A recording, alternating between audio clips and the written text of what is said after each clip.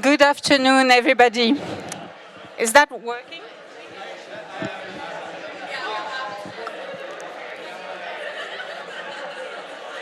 Good afternoon. Are you hearing me? Is that okay? Or, yeah? Okay, yeah, that's coming. Yeah. Good afternoon, all of you, dear alumni, dear colleagues, dear students, dear friends. It's really, really wonderful to see so many of you this afternoon. So a warm welcome to this session this afternoon in honor of our broad community, really, in the broad community of the Institute. We will be doing something very special today. We will be presenting this thing that has been circulating in the social network under the name Hall of Fame that I'm sure you all are looking forward to understand what this is all about. And we will also be listening to some of our wonderful, great alumni and alumna who have come from a long way to be with us this afternoon. So I really want to thank them very particularly for being here. Please, let's thank them.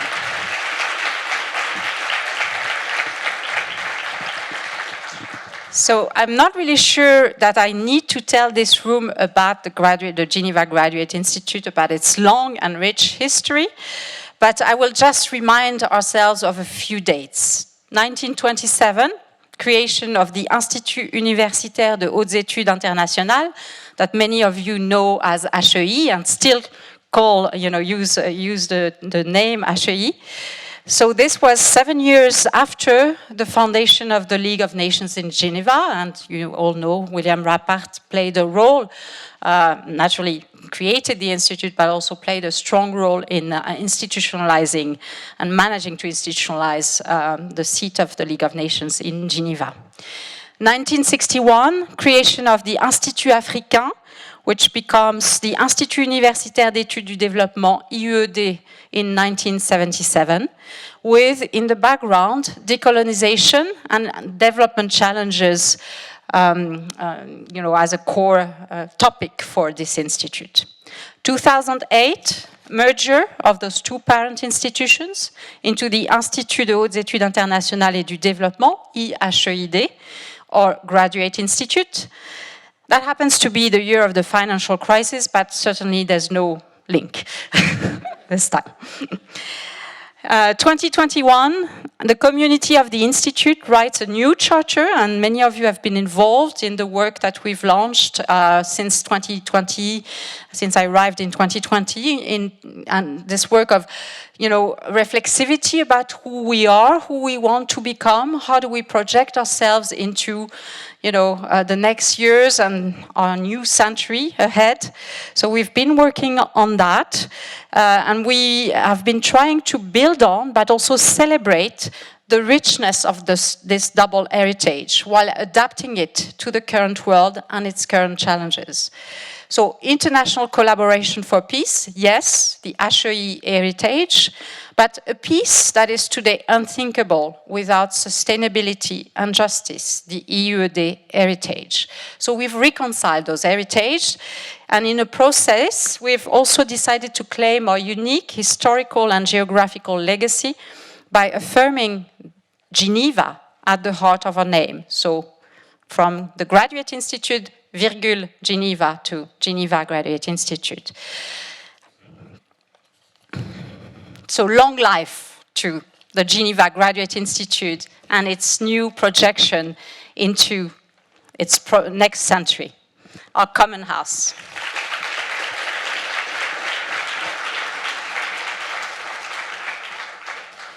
So a final date to which I would like to draw your attention is 2027. So even though we have this long and somewhat complex history with those different parent institutions, we will take 2027 to be our 100th anniversary.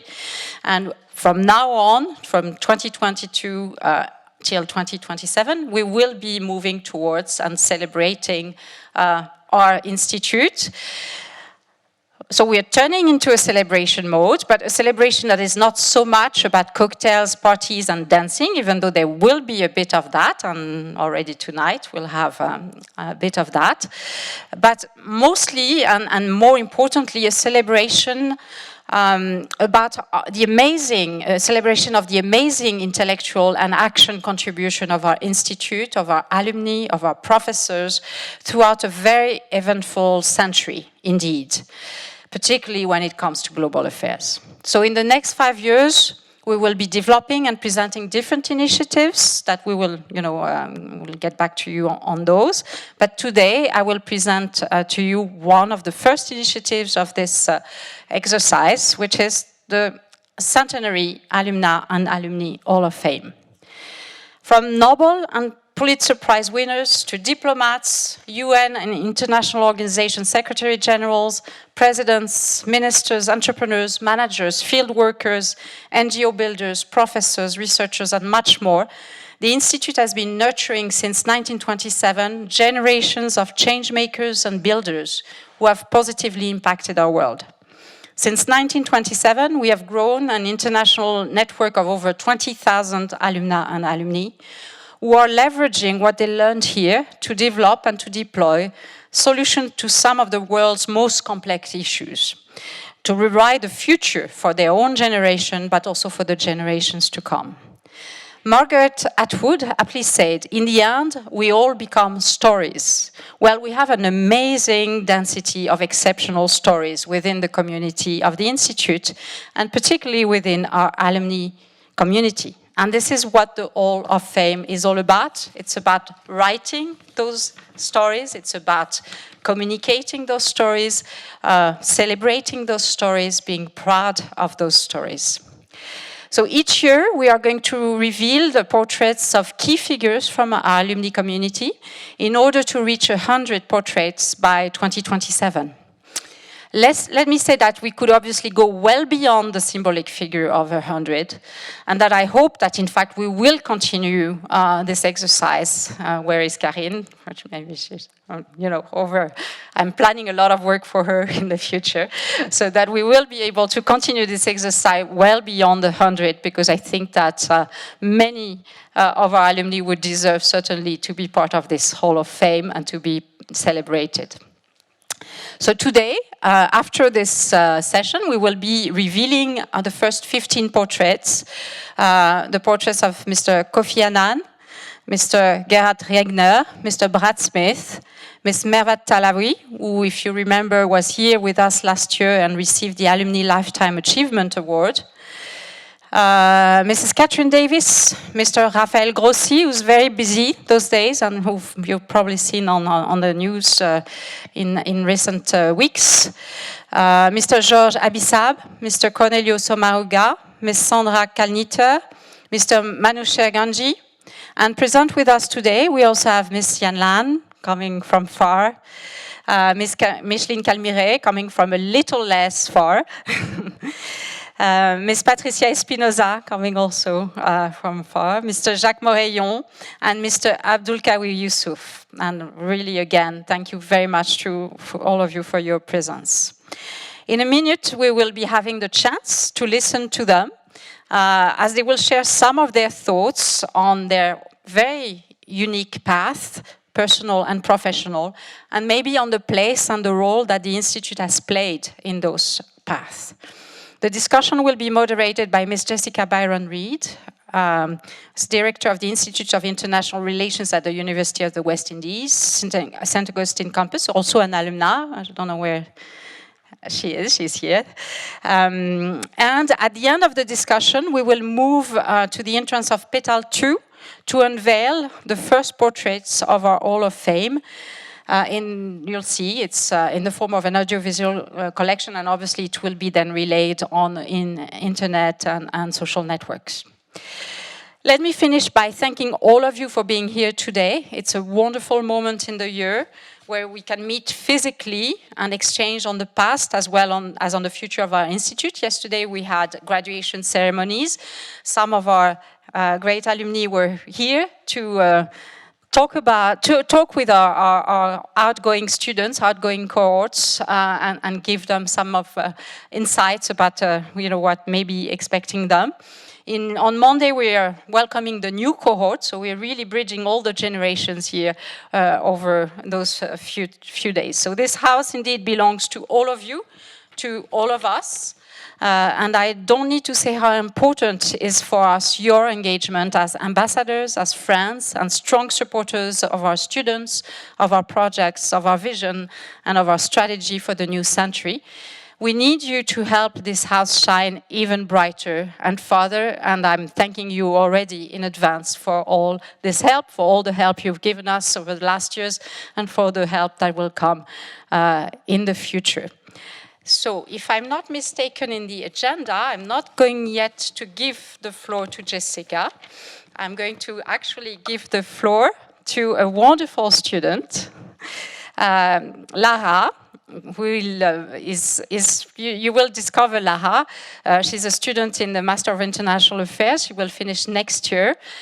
She's also a wonderful artist. We've had the chance to listen to her, and we really wanted you to be able to listen to her also today.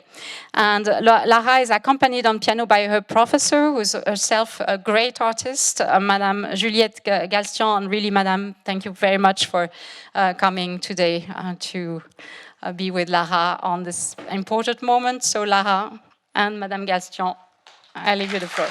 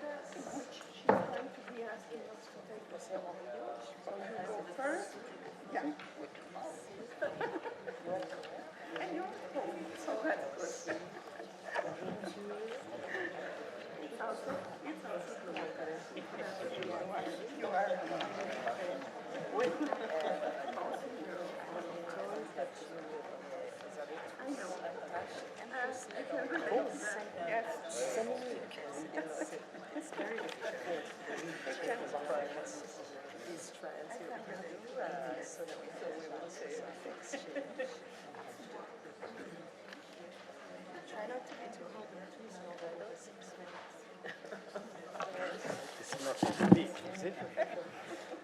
You walk. Yes, exactly. At these, they don't expect us to give speeches, so 5 minutes is actually more than enough.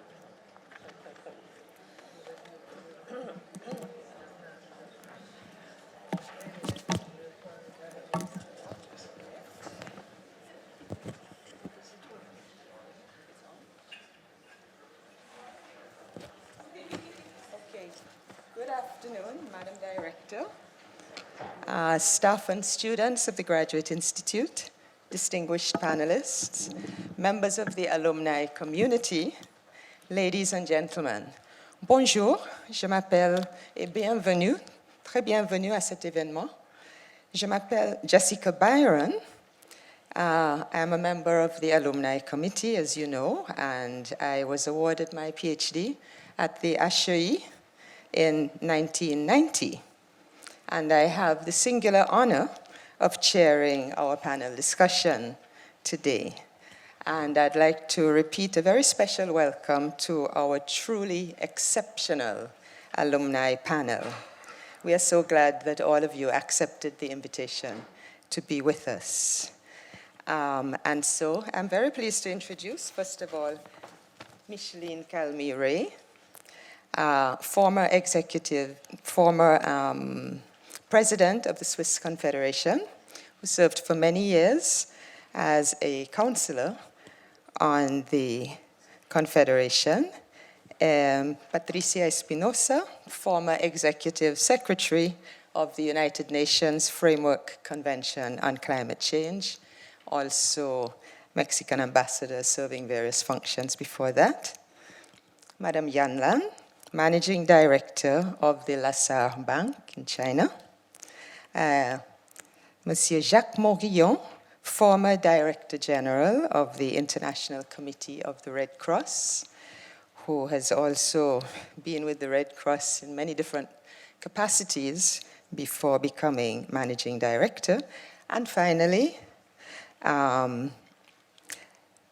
Abdul Kawi Yusuf, former President of the International Court of Justice, and who still serves on the International Court of Justice following the end of the presidency. It is such a pleasure to have you all here. And we are very pressed for time today, and so I'm not going to go more fully into the CVs of all these individuals, but you have information on the program. And each panelist has 5 to 6 minutes maximum this is an impossible task, but then they are used to performing impossible tasks in their everyday work, I believe. And they will speak about their lives, their professional journeys. They will speak according to the order in which they have been introduced. And we hope that at the end there will be some time for a brief conversation, question and answer.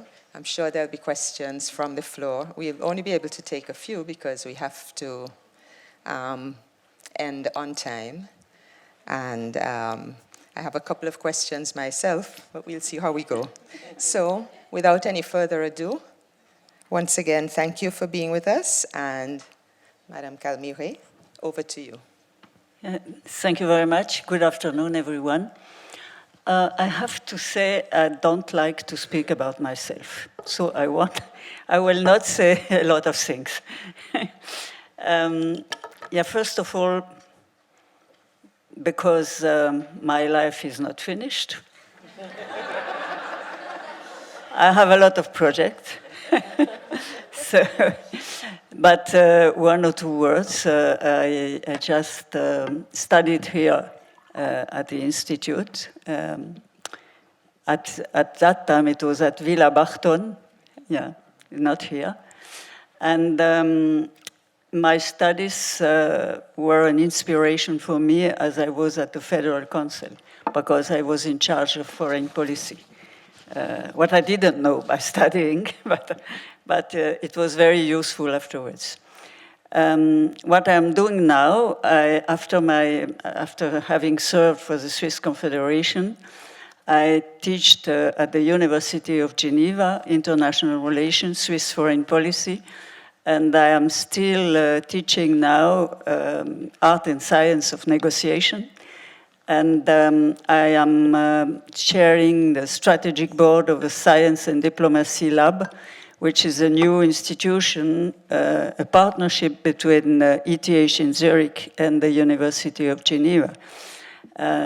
So, as I said before, I have a lot of projects. I can talk about what I'm doing now, and about the international situation, but about my lifetime. So I don't like to speak about it. Please. Thank you. And I was telling Mrs. Calmi Ray, I can relate to her point that she's making. She doesn't like to speak about herself.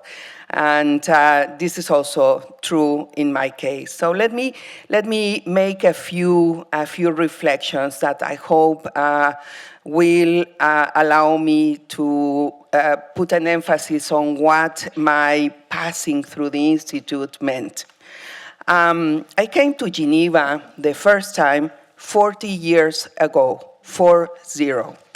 So Geneva has become really a very, very important place in my life, and I would say in our lives, in my family's life. This is where by the way, where I met my husband, who is here with me, and this is where we got married.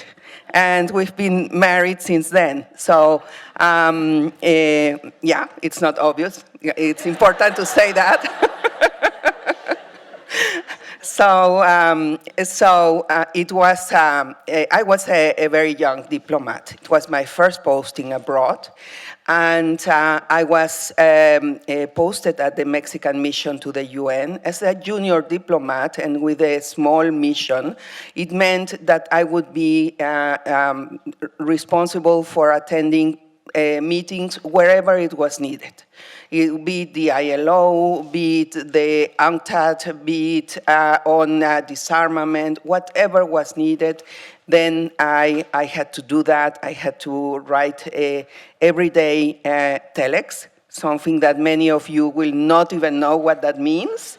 But at that time, it did allow us to have in real-time communication with the capital. And then reports and sending all these huge amount of papers with a diplomatic pouch, which is something that probably many of you don't know anymore, because all the documents are now online and you don't need to send them around, fortunately. So at some point I thought, you know, I need to do something in addition to this. And I decided to enroll, of course, in these very prestigious institutions, the HAE. And second reflection was, I had studied in Mexico at the Colegio de Mexico, a very prestigious institution there, also international relations. So I thought I want to deepen my knowledge on a specific area, and I chose international law. I think it was a very good choice. But let me tell you, what did I, especially now after so many years, when I look back, what did I really get from my passing through the Institute? And I think it was the fact that I understood how important it was to combine the practice of international relations with the capacity to do free, open, and honest analysis of the issues at hand.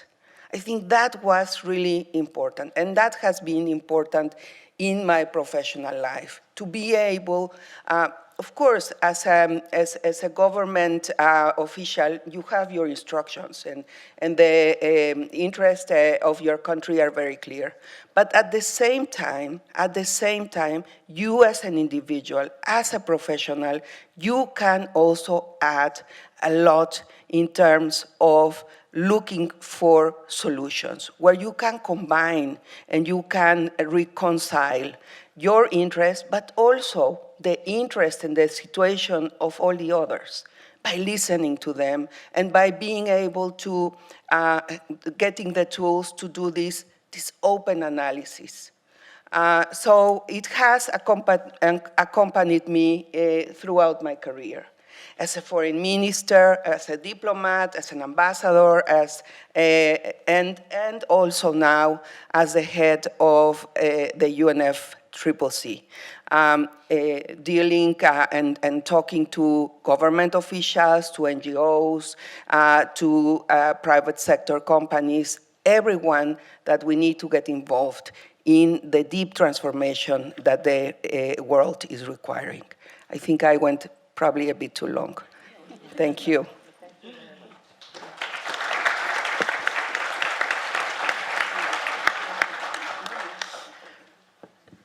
Allô, c'est bon? Je parle en français. Ok, bon. Je me permets de parler en français aujourd'hui, si vous me le permettez, parce que donc je suis très émue et très content d'être là, parce que je suis venue il y a 38 ans, 2 ans, oui, après vous, et à HEI. Et donc, en effet, HEI, c'est un lieu qui a changé ma vie professionnelle, parce que je suis venue d'une Chine qui était encore à peine ouverte en 1984. Donc j'ai beaucoup appris, et aujourd'hui je sens très reconnaissante vers HEI et de bons souvenirs de mes séjours, 6 ans de séjour ici, pour faire une thèse de doctorat en droit international. Et je suis reconnaissante pour tous les soutiens que l'école m'a accordés, et je suis reconnaissante pour les professeurs, et surtout, notamment, je voulais mentionner tous mes reconnaissances vers mon professeur de thèse, professeur Lucius Kafflich, qui m'a beaucoup guidée dans mon travail et dans le développement professionnel. Et je suis ravie aussi d'aujourd'hui d'avoir une amie de plus de 38 ans qui on partage la vie des études ici, c'est le professeur Laurence Boisson de Chazoun. Elle m'a accordé tous ces amitiés, les soutiens, l'encouragement pendant mes études à HEI. Donc, une fois après HEI, donc j'ai choisi d'aller à Paris pour être avocat dans un cabinet international français. Et là, j'ai constaté, le premier jour, je joins le cabinet, j'ai découvert qu'il n'y a que les associés masculins, hommes. J'ai entendu parler dans le haut-parleur, messieurs les associés, venez dans la salle de réunion. Je dis, mais il n'y a pas de madame les associés? Ils m'ont dit, oh là là, depuis 70 ans de l'histoire de notre cabinet, il n'y avait pas une femme. Je dis, bon, donc je vais commencer à travailler, donc j'ai fixé les objectifs. 6 ans après, j'ai fixé une réunion avec mon managing partner. Je dis, est-ce que j'ai la chance d'être associé de ce cabinet? Il m'a dit là, donc il y a une règle non dit, non écrit, mais c'est vrai que les femmes après le mariage, ils doivent s'occuper plus de leur famille, leurs enfants, donc ils dépensent moins de temps, d'énergie à leur travail. Je dis non, je suis pas d'accord. Donc est-ce que vu tous les commentaires, tout le travail que j'ai accompli, donc est-ce que vous pensez que en tant qu'une femme, on peut travailler, on peut contribuer autant au cabinet? Et finalement, je dis, voilà, moi, de ma compréhension dans mon éducation, la femme tient la moitié du ciel. Donc, et il m'a dit, oh, c'est une chinoise révolutionnaire. Mais donc il m'a dit, après 1 heure de discussion, il m'a dit, là, il n'y a que les bêtes qui ne changent pas ta vie. Donc il m'a accordé son soutien, en effet. C'est avec le soutien de tous mes associés hommes que je suis devenue la première femme associée donc de ce cabinet.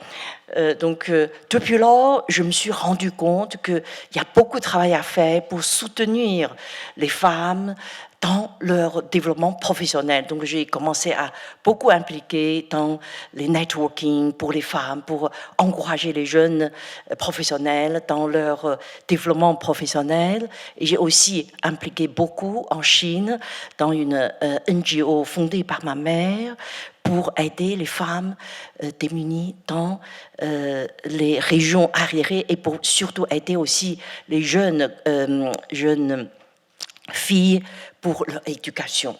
Donc voilà, je pensais que... Et après, donc 20 ans d'être avocat, donc je deviens investment banker, je pensais que, en effet, si je regarde ma vie professionnelle, je sers toujours, quel que soit je suis avocat ou je suis investment banker, un pont de deux cultures, la culture chinoise avec la culture occidentale.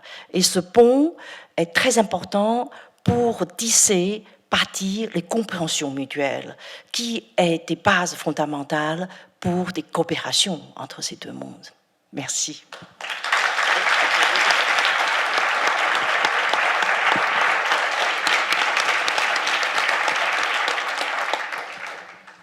It works? Yes. Good afternoon. I have written, that's the proof, a remarkable 6-minute speech, of which I shall deprive you. I apologize. I've decided, listening to Micheline and others, not to speak about myself. Unfortunately, these 2 pages are all about myself. You know? I was told to do so. So I've decided to tell you 2 anecdotes because I think you will remember them, whereas you would not have remembered my speech, however brilliant it may be. This is my first and my last private meeting with Nelson Mandela on Robben Island. I met him 6 times there between 1973 and 1975, interviews without witness. I was Delegate General for Africa for the ICRC at the time. I met him later, another 8 times, but when he was a free man. But the thing I want you to remember is how that man behaved and how he was perceived by others when he was at the lowest point of his quote-unquote career. After my first visit to him, this was in May 1972, I think, I went back to my hotel, and the bearer, who was of course black, we are in the full apartheid days, after putting my suitcases down in my room, asked me, is it true that you've been on the island? We were very cagey, I would say, cautious about questions because we knew that the BOSS, and Natalie will know what that is, it's the Bureau of State Security. It was the South African Gestapo, was hunting us and listening to everything we said. So I said, it's none of your business. He ignored my answer, and he said, did you meet Madiba? I said, who is Madiba? I should have known. I didn't. I apologize still today. And he said, Nelson Mandela, of course. I said, I told you, it's none of your business. He ignored my answer. He said, did you shake his hand? I took that as the question Are you the kind of white man who shakes a black man's hand? So I spontaneously said, of course I shook his hand. Giving the whole thing away, of course. You know what this guy did? He dropped on his knees. He took my right hand and he kissed it. He kissed the hand that had shaken the hand of Madiba. At that moment, I could appreciate the dimension of Mandela in his people's heart. There would be many other anecdotes, but 6 minutes is 6 minutes. On my last meeting with him, we discussed a problem about the censorship of his mail. His mail was sadistically censored. Well, all mail in prisons are censored, but the censor of his mail had the gift to give a double meaning to the various lines which his wife in particular was sending to him. By that time, I had established a sufficient personal relationship with Mandela to say, boy, Nelson, I admire you. You don't seem to hate the guy. I would hate his guts, which was not a very Red Cross remark, of course, but very spontaneous and genuine. And there, listen to what Mandela said. No, never hate. Hate only harms him who hates. He repeated that years later when I was representing the ICRC at a meeting with Mrs. Brundtland and Mitterrand in 91 in Oslo. Ça s'appelait The Anatomy of Hate. Il y avait Elie Wiesel, etc. And there was somebody named Byron Hovey, who was the president of the Zimbabwe Red Cross, who said the same thing to Mandela, which I had told him in his cell. He said, sir, I can't say how much I admire you. I was only 6 months in prison, and I still feel the burn of hate in me while I think of these days. And Mandela repeated the same thing, which proves that it was a policy. It was a policy on his part. Never hate. Hate only harms him who hates. And he added, keep your energy for the struggle. It's your energy for the struggle that will make you win, not your hate. And he managed, and we have Nathalie amongst us and many others from South Africa, he managed somehow or other to transmit that message to his people, which saved us all from the civil war, which those of us who pretended to know South Africa were thinking was going to come. And it did not, thanks to Mandela, who understood that hate only harms him who hate.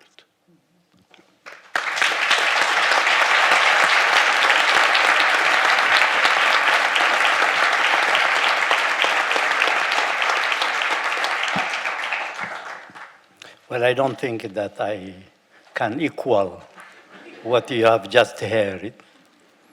It's always a pleasure for me to come back to Geneva and to the Graduate Institute. But I must tell you that I preferred Villa Parton to this big building.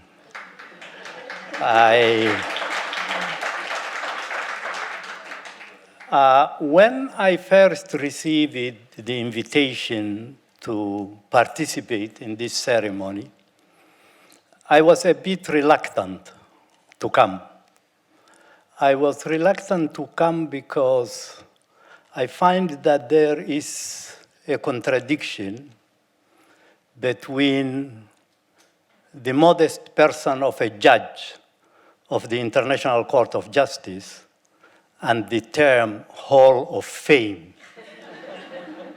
You know, it evokes the glitz and the glamour of Hollywood, Bollywood, and other woods, and the Walk of Fame and the Hall of Fame of rock and roll. And of course, I am not Beyoncé, and I am not Michael Jordan. So it was not easy for me to accept the invitation. But I accepted it because of the next generation. Because for the past few years, apart from my work at the court, I have devoted myself to the preparation of the next generation of international lawyers, particularly in Africa. We established an African Institute of International Law in Arusha. And it's always a pleasure for me to engage in discussions with the next generation and to try to advise them, to direct them, to share my experience with them. I came to the Institute in 1977, I think before most of the other panelists here. And I came by chance because I did not plan to come here. I was attending the Law of the Sea conference in 1977 in the Palais des Nations. And I met an old friend of mine called Kamel Morjan. Many of you may have heard of him. He became Deputy High Commissioner for the human refugees, and he was a foreign minister and defense minister of Tunisia for a while. And we discussed it, and he said he was doing already his PhD at the Institute, his doctorate, and he said, why don't you come to the Institute? I said, I really don't know why I should come to the Institute. He said, they are fantastic professors of international law. And he mentioned George Abissab and Lucius Kaflish. And he said, you should work with them. So I said, will you? I had already met Lucius Kaflish by then. But I asked him if he could introduce me to George Abissab. So he introduced me to George Abissab. And George Abissab told me, you have to come. So I applied, and I was accepted for the next year in '77. But of course, the Institute did to me something that I had never planned to do, which was to pursue an international career. The idea was always for me to practice law and to teach international law at the Somali National University. And when I came here, I was planning to go back, to continue practicing law and teaching at the Somali National University. But the Institute and my experience at the Institute for 3 years directed me elsewhere. So I started working for international organizations, and I became an exile. I hope it will not happen to all of you, unless you choose to do that, because I really miss my career in Somalia. And I always ask myself, did I do the right thing? But I have not yet found an answer for that. Yeah, it is a bit late now. So I have to stay where I am, and I have to continue my work at the International Court of Justice. Thank you.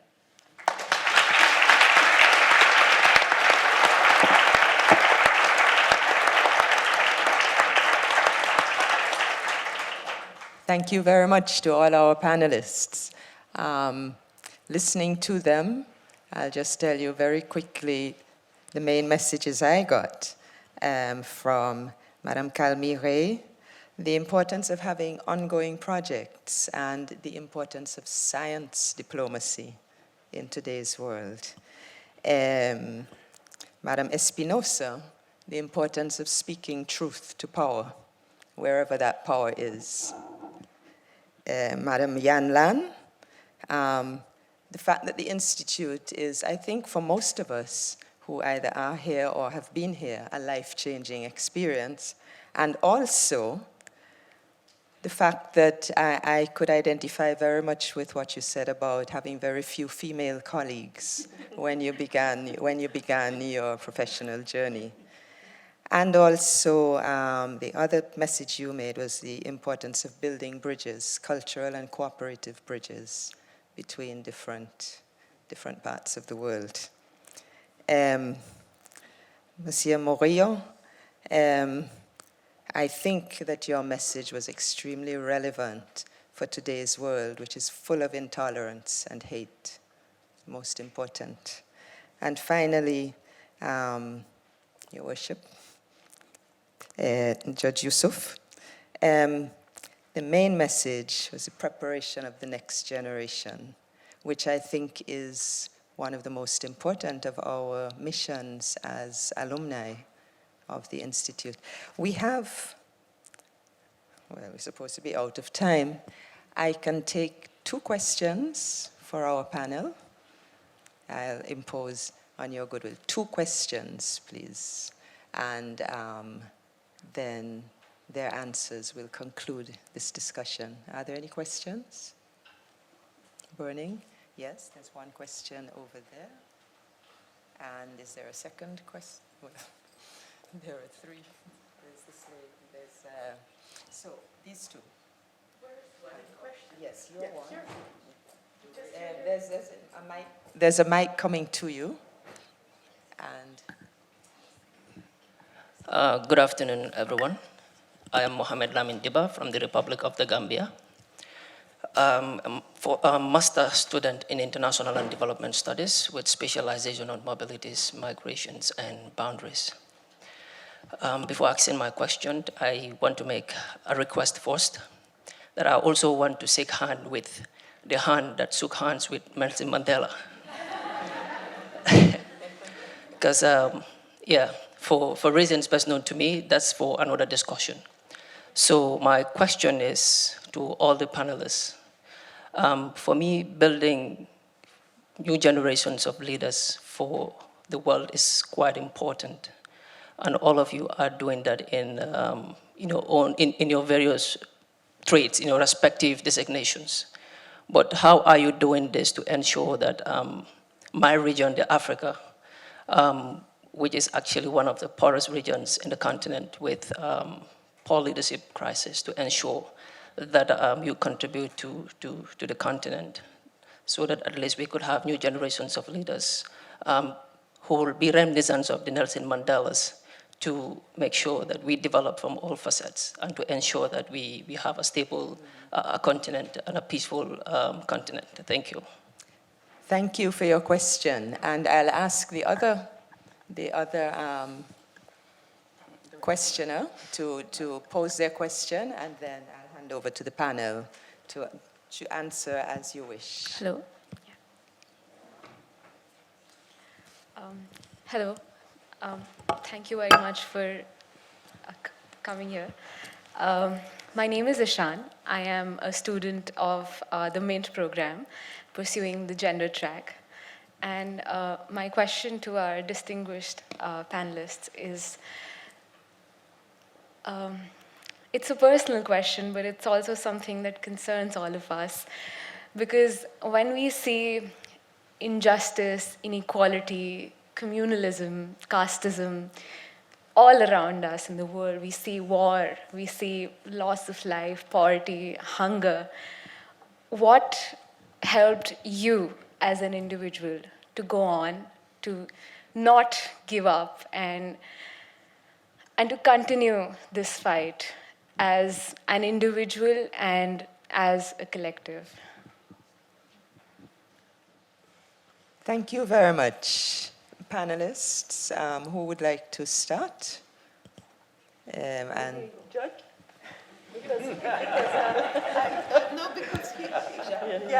There was a very specific question about what you're doing. I'm not certain I fully understood the question, but what have you done? What have I done against injustice? Two things perhaps as a choice. We were able to obtain for all political detainees in South Africa the right to study. That was in the year 75, to study in prison. thanks to that, the people who ruled South Africa when they became free men, not Mandela, he was educated already, but many of the others, were able to rule. They came in to the prison with just high school graduation. Many of them came out with an MA, some with a BA. I think that contributed a lot to bringing more justice to South Africa. Another thing, in 66 in Vietnam, I convinced the American military lawyers to grant POW status to those enemies who were captured while fighting openly, arms in hand, even if they did not have a uniform. Truly, that did not protect them from torture upon capture. But once they got to the safe haven of the prison camps, I think it made a great difference for them. And it permitted the exchange of 40,000 prisoners of war against the American pilots. That's not much for world justice, but it's quite a lot for those who were directly involved.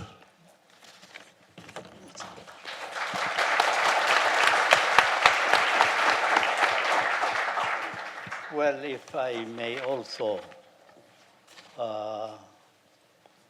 react to this question on injustice, I would like to say that our court is not called the International Court of Law, it's called the International Court of Justice. And of course, there is a reason why it is called the International Court of Justice, because we do not apply or interpret the law for the sake of the law.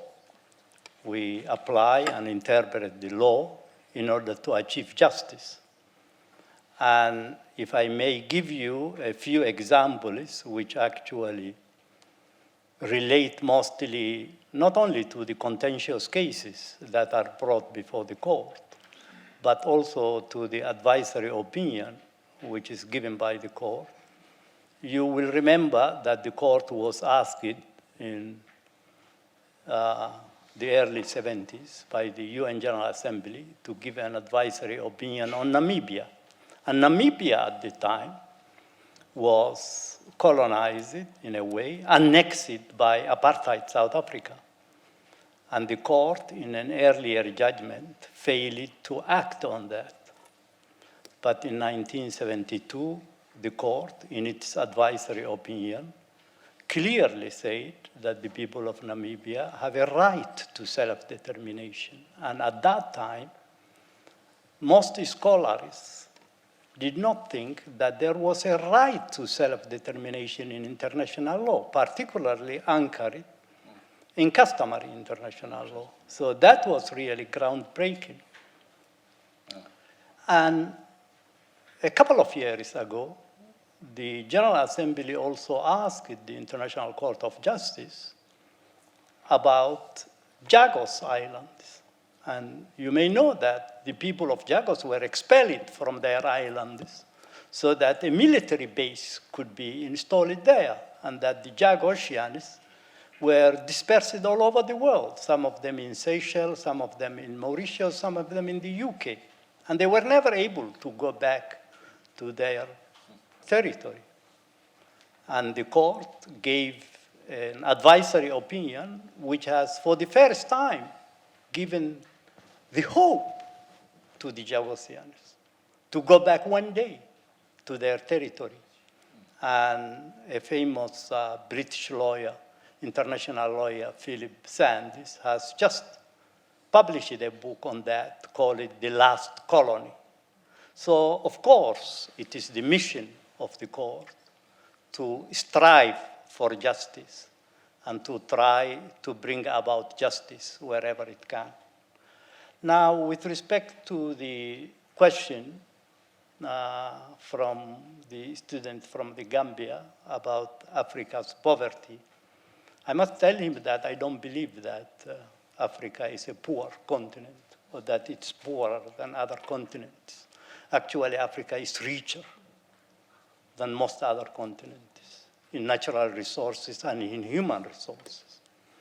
It is a different proposition that Africa has been impoverished by the action of other peoples and of its own people sometimes. Africa was impoverished because of the enslavement of its populations, who were taken out of Africa to work as slaves and contribute to the development of other continents. Africa was impoverished because of the colonization of its peoples for over a century and the cancellation of their culture, their history, which was also taken away. Africa was impoverished to a certain extent by its own leaders and elite who replaced the colonial powers and installed themselves in the palaces of the governors as rulers, sometimes for life. And so I think that Africa is not poor, and it is for the young generation like you to make sure that poverty does not endure in the African continent, but that the richness and the wealth of the African peoples and countries is shown that its peoples can benefit from the wealth and richness of the African continent.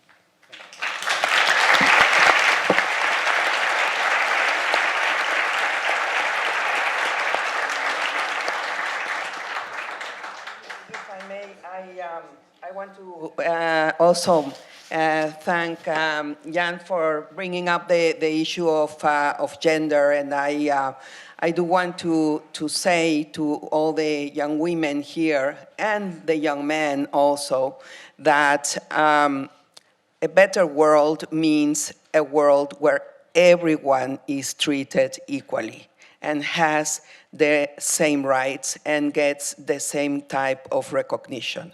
I think this is very relevant to remember now because we are at the moment in a situation in the world where we are seeing very important backtracking on women's rights and gender equality. So do not give up. Do not give up. It is possible. Yes, we need to break a lot of stereotypes like you did, like I'm sure all the women here have done. The same experience. Yes, so we all have the same experience, but really believe in yourselves, and also the young men, you are part of the solution. It's not only about women, breaking the glass ceilings. It's really also about getting this support and moving along forward all together. So that was one of my messages. Actually, I wanted to give to you.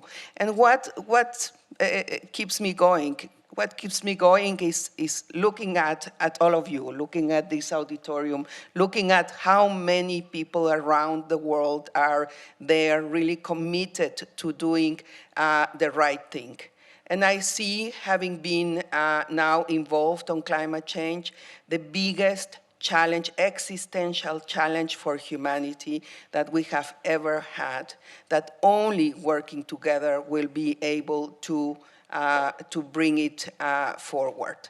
Now, I celebrate the fact that you are here, and you're absolutely right. We need the leaders. We need you to lead. You are the leaders of tomorrow. Look at what is happening in the world today. I believe we really have a very important crisis of lack of leadership.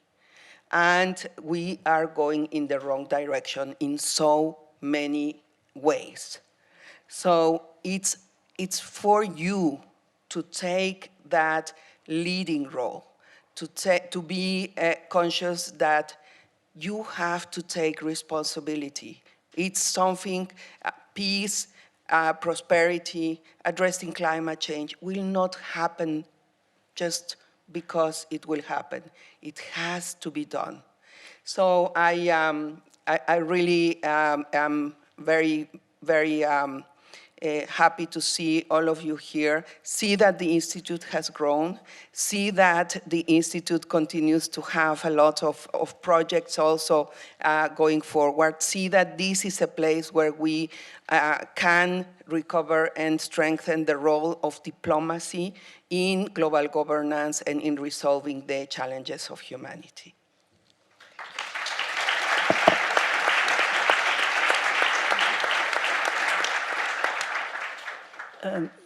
I would like to say one or two words. First of all, I was foreign minister of Switzerland, and in the focus of the Swiss foreign policy, you know, we are not a great power. So our focus was respect of human rights, the respect of law, international law, and democracy. And I was also in charge of the Swiss Development Corporation. Et peut-être que je vais continuer en français parce que c'est assez délicat à dire, mais en tant que tel, j'étais chargée de l'aide au développement.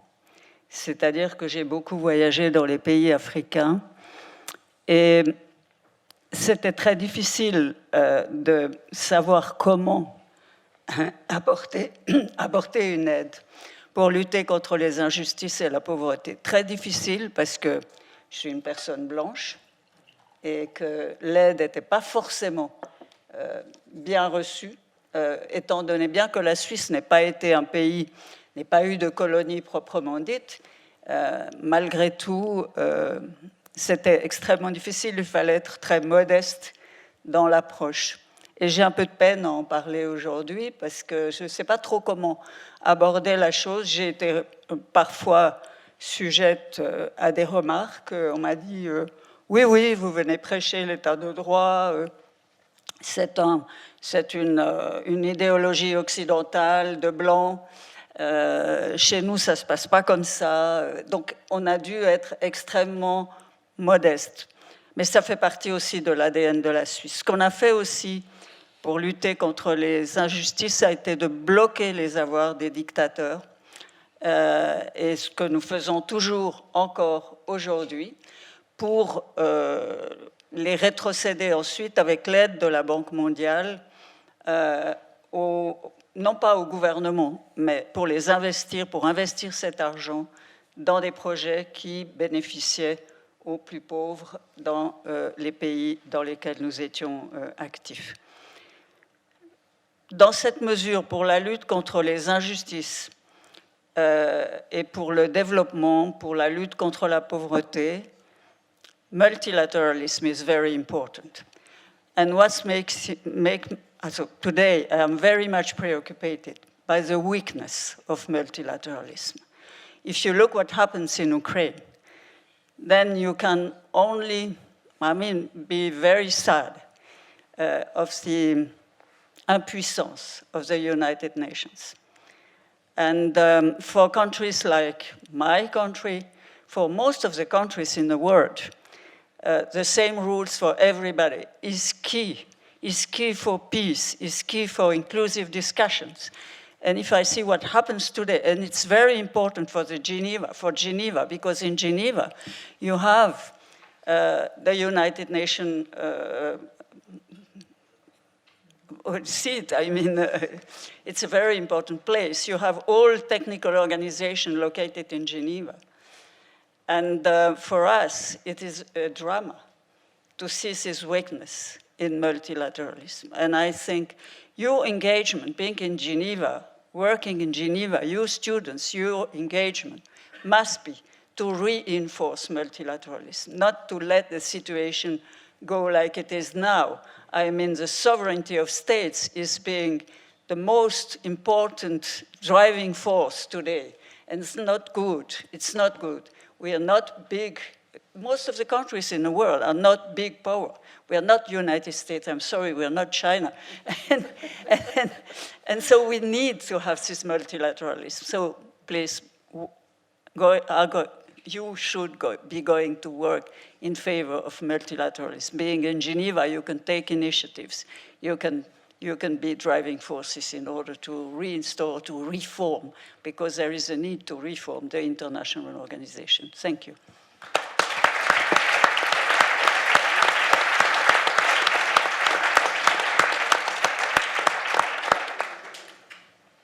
Ladies and gentlemen, I think we can all agree that we've had an excellent conversation. Thank you very much to all the discussants.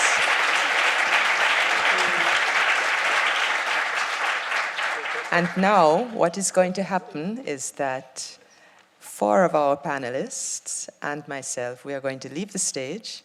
I'm going to invite Mr. Jason Shellaby onto the stage because there is a special presentation to be made to Madame Calmire. So, Madame, you'll remain on the stage. And thank you very much to all of you. This was a great inspiration.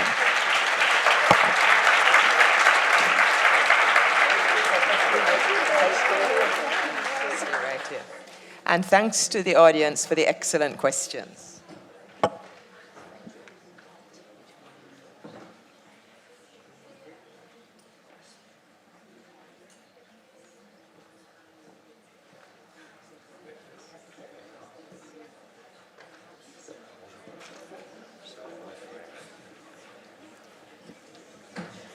So, hi everyone.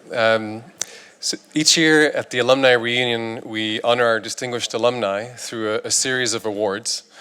And on behalf of the Alumni Committee, we wish to recognize Micheline Calmire for a Lifetime Achievement Award. But from what I understand of all the projects you're working on, we might have to consider your candidacy maybe in a couple more years.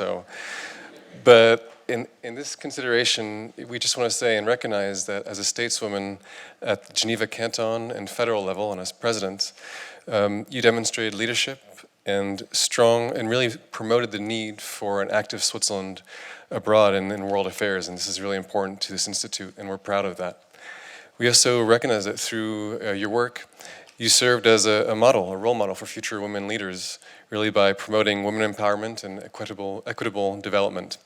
But also, importantly, and I've witnessed it myself, you are a great example of someone who speaks out loudly about your beliefs and your values, and I think in that sense are a great role model for us all. So, and also I must say that as a Swiss American, as a master's student in 2007, you were our president. It's a great honor to be here on stage with you and all the wonderful speakers we've had here today. And the Institute is extremely proud to have you as one of our alumni. And so thank you again for everything that you've done and for all that you will continue to do.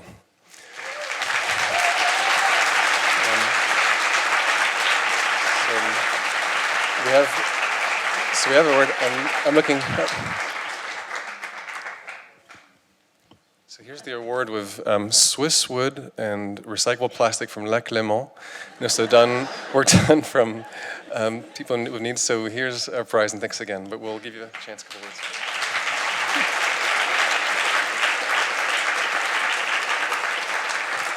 Merci beaucoup. C'est une image de l'Institut avec ses différents pétales. Mais moi, ce que m'a apporté les HI, ce que m'a apporté cet Institut, c'est une certaine compréhension de la manière dont fonctionnaient les relations internationales, une compréhension théorique que j'ai dû mettre en pratique plus tard dans ma vie de politicienne engagée. Et ça m'a été extrêmement utile parce que fréquentant à l'Institut la vie un peu internationale de Genève, différentes nationalités, des étudiants provenant du monde entier, ça a orienté toute ma politique étrangère. Et la politique étrangère que j'ai voulu mener, c'était effectivement une politique basée sur le droit international, mais aussi une grande volonté de rapprocher les peuples. Et ce que j'ai pu faire dans mes fonctions, c'est de nombreuses médiations entre la Géorgie, la Fédération de Russie, entre les P5+1 et l'Iran, entre l'Azerbaïdjan et l'Arménie. Malheureusement, vous voyez que les efforts n'ont pas vraiment abouti aujourd'hui. Il y a toujours des conflits dans la région. Et puis m'a permis aussi de travailler avec Kofi Annan, d'ailleurs, que je remercie infiniment parce qu'il a beaucoup influencé ma manière de voir les choses dans les relations internationales et avec lequel nous avons beaucoup travaillé pour mettre en place le Conseil des droits de l'homme qui est installé aujourd'hui à Genève. Et je dois beaucoup à Kofi Annan, que je remercie. Merci beaucoup.